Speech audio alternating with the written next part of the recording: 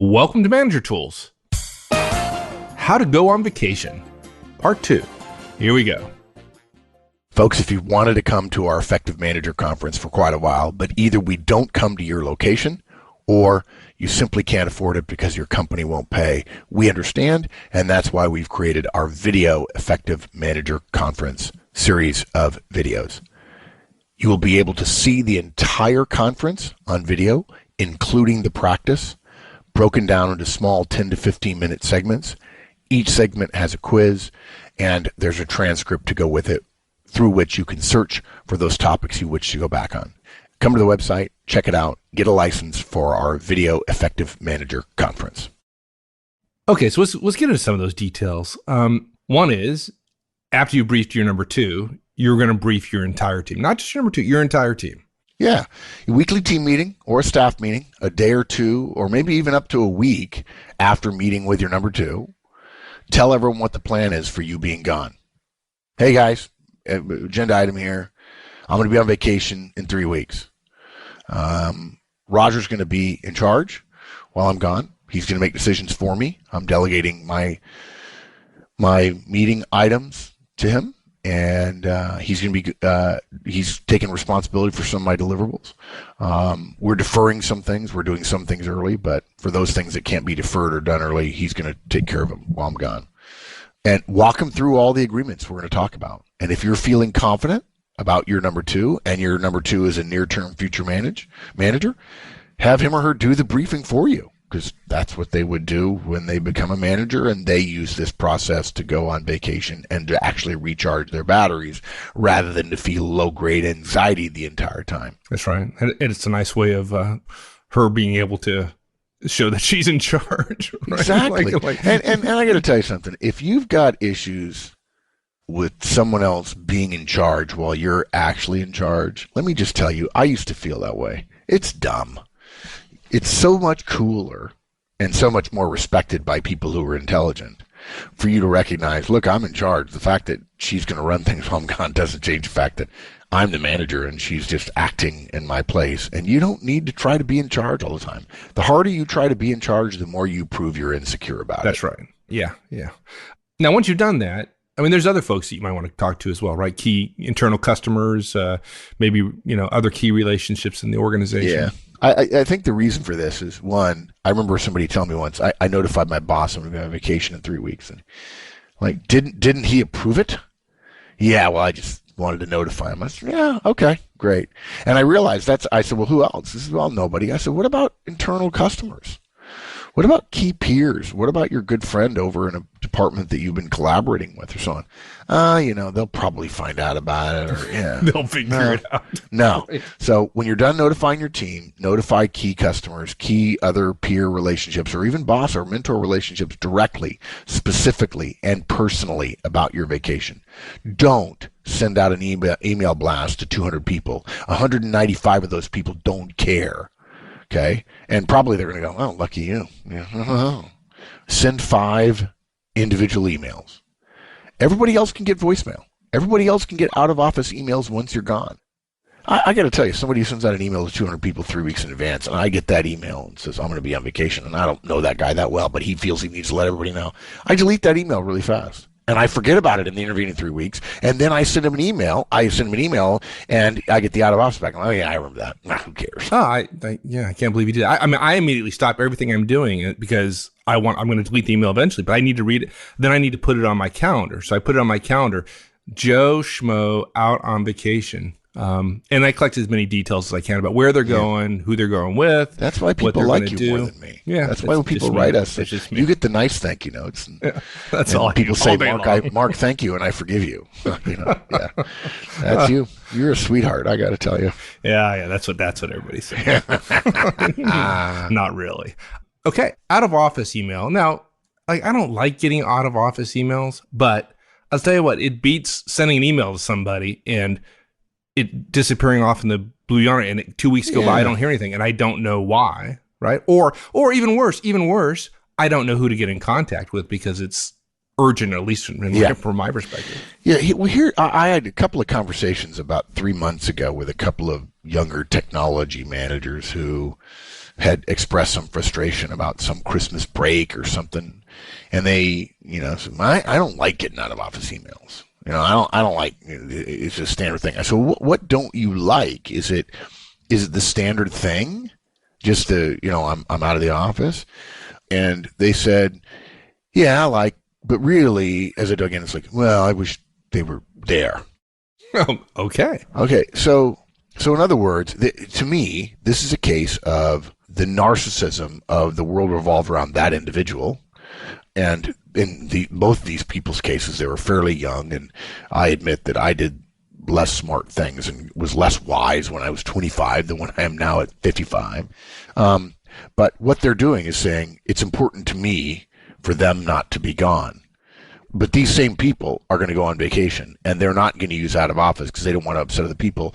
And it's literally the exact opposite thing of what the culture or the organization or what they need to do to be effective, which is people need to go on vacation. And when you send them an email, they're entitled to go on vacation. The organization needs to go on vacation. They need to do it the right way. We have two choices. You can be notified that they're on vacation so that you then get to determine what you're going to do about it, or you can get nothing and you can assume and get angry that it's been 3 or 4 days and you haven't gotten a response, which is funny because everybody says, oh no, you have to respond to emails immediately around here. So the idea that out of office emails are frustrating is a function of the sender getting the notification back, and it is suggestive that that person is more important than the other person, but that's false. The key here is not, I haven't counted this right now, I wish I had, but at least, like I say, at least 50%, if not more, of the out of office emails I get say I'm out of office. They don't say when they're returning. They don't say who I should talk to in terms of getting my, who's the number 2 or who I should call, what's their email address. So it's just, I'm out of office. Well, great. Why don't you tell me you're out of office? Yeah. Your job function still needs to get done. Who should I be talking to? Yeah. So you let correspondence, you let email people know in your outbound message, your autoresponder, let them know whom to call or email your number 2. Put a link to your number 2's email in the notice. Put your number 2's cell phone in your notification. In fact, there shouldn't be a reason. Some of you will go, well, I have a reason. And I'm going to say to you, I don't want to know what it is.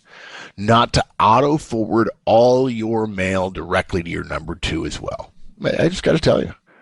And people say, oh, I wouldn't do that. I got to tell you guys, my admin and other people in the company read my email. What are you doing on an email that somebody else wouldn't know about? You wouldn't want them to know about? Like, dude, that's pretty dumb. That's like a couple of years ago during one of the Wall Street scandal revelations, there was an email sent between one trader broker to another trader or broker, and in all caps, do, period, not, period, tell, period, anyone, period. This is on the corporate email system. Oh, my God. Yeah, auto forward all your mail. Now, in my case, I have an admin, so I don't. My admin gets all of it, and it's really urgent. Now, my admin's not my number 2, guys, but if it's really urgent, she'll know enough to tell somebody. Judy's good. Yes, but, guys, here's the point. Don't think that because email can now be delivered to you on a device you can hold in your hand, slip into your pocket, and no one will notice that you have it, don't think you're going to handle mail, to do mail, while you're on vacation. You'll ruin your vacation, per my earlier point. And as I said before, what many folks don't realize is the amount of mail you get is, in part, a function of how much mail you send. If you don't do mail on vacation, you won't get it. Yeah, you'll just get a lot less. Yeah. Okay, the other thing, folks, change your voicemail when you're on vacation. Change it and tell people, I'm on vacation. Yeah, again, this is the same thing. I get the same thing. Well, I don't like getting that. Okay. All right. I listen to that. I'm like, so that person should not go? No, well, they should go. Well, they shouldn't put that notification? Yeah, I don't like hearing it. So what should they do? Just, hey, leave me a message? Yeah. So in 2 days, when they haven't gotten back to you, 3 days, 4 days, what are you going to do? Well, I'll call them again. Wouldn't it have helped you to know? Yeah, but I still don't like getting it. You're an idiot. You just expect everything to cater right to you. And you're pointing out the fundamental issue of principal and agent conflict between the principal, the organization, and the agent, you. And the principal doesn't exist to satisfy the agent. In fact, I'm sorry, it's the other way around. You exist to satisfy the organization in your professional context. Yeah, and thank God, because I've done an extensive study of this. We don't have any idiots listening to this podcast, and so we know that's not going to happen with our audience. Yeah. So. In fact, we just validated recently that we have 1.2 million non-idiots every month listening to our podcast. Yeah. So look, change your voicemail to say you're on vacation. If you use your cell as a primary work number, don't answer it while you're on vacation. If someone leaves you a voicemail from a number you don't know and refuses to make an extra call to your number 2 after hearing your number 2's cell phone number on the call, and then expects action on your part, you're not responsible for it. When you're on vacation, someone can't leave you a deliverable in your voicemail unless they're your boss's boss's boss, or your boss or your boss's boss, in which case you would know those numbers, and you may not pick up because you might be underwater in the pool, and if your boss gets mad at you about that, then you need a new boss. But when you check your message within a reasonable period of time, then you call them back if in fact it's necessary, or perhaps you forward it on to your number 2. If you want to listen to a message from someone whom you may know may be worth your time, that's fine. Just don't action things. Listen to the message, call your number 2, and delegate it to them. There you go. And then you say, well, I don't like the fact that, I feel like my boss has the king's X here, that he is going to roll over me. Yes, okay, and that will be one person. And it'll only be one person. And your spouse already knows your boss is a jerk, and there's nothing he or she can do about that. Fine. And then endeavor, forever, commit to yourself and to your God and to your spouse that you will never do that to your directs. Don't. Under punishment of death. Yeah. So you may be surprised at how many people leave messages like this. You put your out of office voicemail message and they send, oh, dude, sorry, you're on vacation. Don't you dare call me back. Enjoy. We'll talk about X when you get back. Right? Right. That's what the majority of people, the people whom you care about and whom therefore care, those are the people, they'll say that. Yeah. Now, if somebody really powerful trumps it, okay, again, there's nothing you can do about that. You got to resist the temptation as well, because there's a temptation when you get that is to interrupt what you're doing, to call the person back and action it right away. It's kind of a way of like thanking the person for the respect while you're on vacation, right? So I'll tell you what, I'll be the guy on vacation. Mike calls me and he gets an out of office voicemail, which as a vacation voicemail says, hey, this is Mark. Folks, I'm on vacation this week. I'm in Maui with my wife. I'm playing golf. If you need something urgently, my assistant is Danny Martin. You can reach her at this email address, and here's her cell phone number. I'm unlikely to respond to requests unless it's urgent. And in fact, it may involve Danny. Hope you have a good week. I'll talk to you when I get back. Okay, Mike hears that. I go say, hey, dude, hey, glad you're on vacation. Enjoy it. No need to call me back. Don't you dare call me back, dude. You're having a vacation. Yeah. Enjoy it. Say hello to Rhonda for me. Have a good time. We'll talk when you get back. And then I think, oh, Mike's so nice, and I haven't talked to people at the office, and so I call him and say, hey, dude, thanks for being flexible. I really appreciate it. Enjoying Maui enormously. But tell me, what is it you need, right? I mean, look, I want to say thanks, so I'll go out of my way for you here to show you I'm a really good friend back to you since you were a good friend to me, and I'll try to do something for you. What is it you need? You're on the special list. And trust me, Mike right now is thinking what? Honestly, dude, you're flipping crazy. I just told you. About it. Like now because I'm not really that much a nice of a guy, I'm also thinking like, dude, now I got to call you back and tell you to ignore it. Now I got to call you again. Like, dude, I told you we'll talk about it when we get back. Yeah, and I can tell you part of the reason this podcast exists because I was on vacation. I realized we had never addressed it. And my good friend Dan West, our good friend Dan West of Apple, called while I was on vacation and left a message saying, dude, so excited that you're on vacation. Hope you enjoy Hawaii, da-da-da-da-da-da. And he knew I wouldn't call him back. He knew. And when I talked to him after the fact, he's like, good call. You didn't call me back. I'm like, dude, the worst thing in the world for me to do is to dishonor your request to be left alone. Don't call me back, and then to trump you on that. So Yeah. Like you and I talk every single day. And when you're on Right. vacation, I think we talked once, maybe twice at the most, but it's like, dude, you're on vacation. Yeah. Be on vacation. Yeah. It's okay. Another way to say this is you're connected enough. That's right. The amount of connection you have with other people today, unless you're emotionally bereft or something, is fine. And to have to communicate on vacation is irrelevant and unnecessary. Right.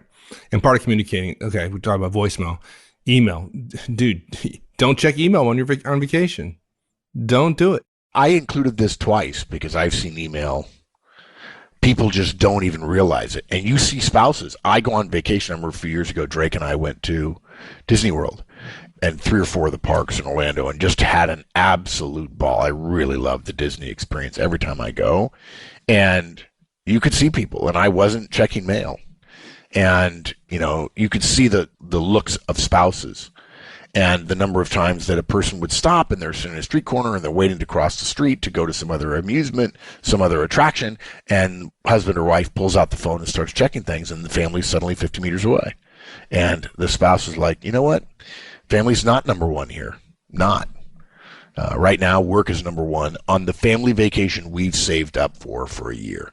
So I put this in the out of office discussion. Don't handle mail while you're on vacation. But I put it in again as a fundamental principle. You can't check email when you're on vacation. Don't. Have your number 2 communicate with you through text messages or a daily voicemail versus sending mail. And to tell you the truth, we recommend no news is good news, which we'll talk about in a second. I don't think you should have to get a daily voicemail saying everything went fine, this meeting and that meeting. No, again, now your spouse feels like, or your kids feel like, mom or dad is having a meeting on vacation. That's right. But I don't get to go to his office and have vacation when he's at work. So why does he get to do work when I'm on vacation? Not that that's not an overly simplistic view of things, but gee whiz, come on. So don't do it. Just don't. Let's talk about no news is good news as a rule for notifications from your number 2, because in general we don't feel that way, right? We generally don't believe no news positive is good communication. Positive communication is always the way to go. Because if you do no news is good news, then by definition all news is bad, and that's not the way to run a railroad. That's right. So this doesn't apply across the board. We're talking about vacation here, and with your number 2, the rule no news is good news is in fact a good way to go. Yeah, one of the things that people don't realize about the digital world and the connected world is that 50 years ago, executive pay was in part justified by the fact that they were perhaps a fiduciary or they had special responsibilities that may require them to give up a portion of their vacations to be available for significant corporate business, board members, shareholders, public incidents. If you have a 50,000 person company, odds are one of those 50,000 people is doing a stupid thing once a week that may or may not make the news. And if there is news that is associated with your firm 50 years ago, it may require an executive meeting to discuss it. So executives were paid for that. Well, thanks to the genius of technology, now everybody is living in that hyper-connected world, but not everyone is getting the benefit of being paid like an executive or the social status of an executive and so on. And so there's angst about that. There's fear, there's anxiety, there's uncertainty, there's doubt. Okay? So the way most effective executives handle vacation notification, beyond those first lines of defense like email and voicemail and having a number 2, is no news is good news. In other words, if you're not hearing from your number 2, there's nothing you need to be involved in. If I'm an executive a number of years ago and I go on vacation and I have to be on the hook, part of my pay is to be on the hook for significant things that may require the company to act publicly in some way. And then in addition, I'm required to have daily updates and so on. I really am not getting the true downtime that vacation is intended to provide. So they realized we got to get rid of that. I can't get rid of the executive mantle, but I can get rid of the day-to-day if I have a good number 2. So if things are going okay, you don't need to tell me. And in fact, non-communication is a communication. It's a double bonus. Don't call me if everything's fine unless you absolutely need me. And if you didn't call me today, that proves to me that you didn't need me and everything's fine. And that helps me have a better vacation and I spend less time working. Both. The system is working. You chose your number 2 well. You're getting the value your company intended you to get by paying for the vacation that they're paying for. That's right. In fact, I had somebody once say to me, well, one of the things I like to negotiate for at Horseman & Company, the predecessor of Manager Tools, is I want you to pay for my vacations. And I say, I do. What do you mean? Like, well, I pay you while you're on vacation. Oh, no, that's what I mean. I want you to pay for everything. Oh, no, I pay for you. And I was like talking to a 25-year-old. I'm like, no, that's not how the world works. So, yeah, sorry. So, don't ask for, don't expect daily updates. Get uninvolved. Ask for no communication. Notice there's a difference. You don't expect daily updates. You specifically refute daily updates. Don't expect them. Don't ask for them. Ask them not to communicate with you unless you are needed to be involved. That is not reporting or briefing or updates or what's the word I'm thinking for? Hey, a heads up kind of thing. A heads up is a notification, and it's not an involvement. And so therefore you don't hear about that stuff. Right. And to be clear, you're asking specifically to not be communicated to. If you don't say anything, if you don't ask for updates, you may very well get them. You're more, in my experience, you're more than likely to get them. Maybe not every day, but you're going to get updates. Well, you don't necessarily need to. Yeah, exactly. Don't see your number 2 as a news reader, but rather as an escalator that only in the event that they believe your knowledge or power is necessary will they communicate with you. Look, ideally, if in fact it comes to an escalation to you on vacation, you'll be able to solve the problem by telling them what to do. But again, taking this a step further, don't assume that bad news, meaning it's not good news, so therefore they're talking to you, means you need to get involved. It does not necessarily mean that. Help them solve it, and then have them notify you once it's solved, or what the ultimate result is, if in fact they've gotten you in the loop somehow. But you don't have to spend hours and hours and hours doing it. There are rare cases that you will. We're not saying there aren't those situations, but you go in with this, and then you use with all the recommendations we're making, and then you use the knowledge that there are exceptions to this. But this will make those exceptions so rare that you'll start having the vacation you're supposed to have. That's right. Now let's talk about conference call, bridge calls, etc. We live our life on phone calls, it seems like, occasionally. And so when you're out on vacation, you are hopefully going to miss a number of them. You don't dial in. You don't dial into the bridge. You don't dial into conference calls. Well, you know what everybody else is doing? They're at work wishing they were on vacation, and they're on mute and doing email. That's right. Why would you want to go on vacation and then pay money, which is what you're doing, paying money, to do something that everyone else hates so much that they don't do it when they're at work and supposed to do it? That doesn't mean that your organization can just simply not participate, or you can't have a representative, which of course is why you have a number 2, right? Sometimes that's true, right? Although we're pretty good about saying you should not go every once in a while and see what happens. And if nothing bad happens, maybe you should stop going altogether. Okay, fine. Nobody believes us on that, but both of us have done it repeatedly, and it works just fine. But you're on vacation, and your number 2 dials in your stead. And are there exceptions? Yes, but you make the rule. What everybody else seems to be doing in the modern world around vacations is all the exceptions mean there can be no rules, and the exceptions are the norm. Well, no, the definition of exceptions are they're not the norm. They're exceptions. The norm is not an exception. So you make the norm such that an exception is dialing in once a week. If you're out on vacation during normal operational tempo, not a high operational tempo situation, once a week. More than once a week is too much. And by the way, I will tell you something else. You don't realize it, particularly if you're younger and you don't have 30 years of corporate experience.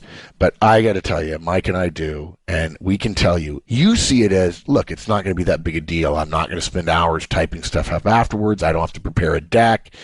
I'm not presenting. I can sit quietly on the call in the hotel room. The kids can watch TV in the connected room. They can keep the noise down. If it's a problem, I can just say, sorry, guys, I'm on vacation. I get all this credit. That's not the problem with dialing into bridges. The problem is the time of day. And it's 9 o'clock in the morning. And so therefore now your family can't go to the park until you're off the call at 10, and you just robbed your kids of 3 hours at Disney. Or you can't go skiing until after lunch because the conference call is at 11. Guys, that's the issue. It is the block of time. And look, there's a guy who told me once, well, I could be on a call on my headphones while I'm skiing. Yeah, you could. And I could be on a conference call while playing golf. Sorry, guys, got to hit a shot. Hold on 1 second. Whoosh. Okay, I'm back. That just makes you a dork. A connected dork, but a dork. Yeah, a dork nonetheless. Yeah. Now, so you were in Maui, right? So there is no Maui rule that says, hey, while you're in Maui, everything that happened at the office didn't happen, right? It's not there. You can just pretend it didn't exist. So the fact is, when you're on vacation, stuff happens and it may impact you after you get back. And so you need to know about it. So when you get back, how to get a hold of all that stuff since I wasn't doing email? What do I do? Yeah. And your first meeting with your number 2, you schedule an hour on your calendar for the morning of your return. Okay. Tell your number 2 that you'll want an overview of primarily operations, what needs to be done, what issues occurred, what things happened. And then also if any people problems arose. Pretty simple. If you want to throw budget in there too, because you're heavy budget, fine. Okay. And here's the thing. You don't have to know everything because you can't, and you certainly can't in an hour. It would take you a week to learn everything that happened. And that's it. You just do a briefing. And then there will be some deliverables out of there. Okay, I'll clean up that mess. Or, no, we'll leave that as it is. Or, hey, that was great. And then hopefully you'll be smart enough if you're doing one-on-ones and giving feedback to your number 2, a la the Manager Tools Trinity one-on-ones feedback, coaching, and delegation. You'll give them some feedback about their experience, about what they did and how it helped you. And one of them ought to be, hey, can I give you some feedback? When you're able to handle everything that you did while I was on vacation doing this and this and this and this, I get to go on vacation. It's great. Thank you. Right? Yeah. Wonderful. Yeah. Now you mentioned one-on-ones and we ought to probably be clear here. We're not suggesting that your number 2 does your one-on-ones with your directs, right? While you're on vacation, right? That doesn't. This is the other side of our guidance when we're teaching one-on-ones is there are times when you don't do one-on-ones. When your direct's on vacation, when you're on vacation. That's when you're not supposed to work. You're supposed to really actually live as if you put your family first, which this entire cast is designed to support, by the way. Yeah, no one-on-ones with anybody for your directs when you're on a vacation, and no, you don't do 2 one-on-ones when you get back or any of that sort of stuff. You may have longer one-on-ones, but I wouldn't schedule them to be longer necessarily. I would just talk more quickly and crisply. Awesome. I don't think there's another podcast in the world that talk about how to take a vacation. I just got to bet on that. I got to tell you, I did not expect this to be that long. And it's been 10 years, and we just now got to a topic as important as vacation. It's absolutely clear after reading the show notes. I was like, oh, dude, this is great because maybe you figure this stuff out, but there's 90% of people just haven't thought about it. I also think, you know what, I've been thinking and talking to some young people lately, really trying to pay attention to how our guidance resonates with people who are starting to become managers. Because how many people have told us, I wish I'd have learned this 20 years ago before I was a director or whatever. And nobody's teaching this stuff. So you learn by being immersed in a culture, and the culture is not doing this stuff. And these young people will never know that people who are 30 years older than you and I, this is how they did it. And they really went on vacation, and number 2s really were chosen. And that was a way of strengthening the organization and the individual, both the manager and the number 2. And they've just never been exposed to it. And once they start doing it this way, they're like, wow, hopefully they'll start questioning, what are the other things that I don't even think about that simply are the culture here that are in fact inefficient and ineffective, right? There are the things, believe me, go listen to our other 800 podcasts, you'll find them. Yeah. So guys, trust us. The pressure you perceive to always be on, to always be available, to show that you put work first. Vacations exist for a reason. Your company knows it. They pay you for it. They're helpful. Despite how much you love your work, and I love my work as much as you do, I believe me, if not more. So now you know how to do it right, and so go. Go thee, and sin no more. All right, my friend. Thank you. Thanks, partner. See you, man. Thanks, everyone. That's it. We'll see you next week. Have a great one. So long. This podcast was produced by Manager Tools.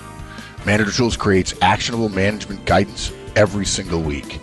To receive additional materials via our newsletter and to find products for situations you may face as a manager or a professional, go to www.manager-tools.com. Search for Manager Tools on Facebook, Twitter, and LinkedIn.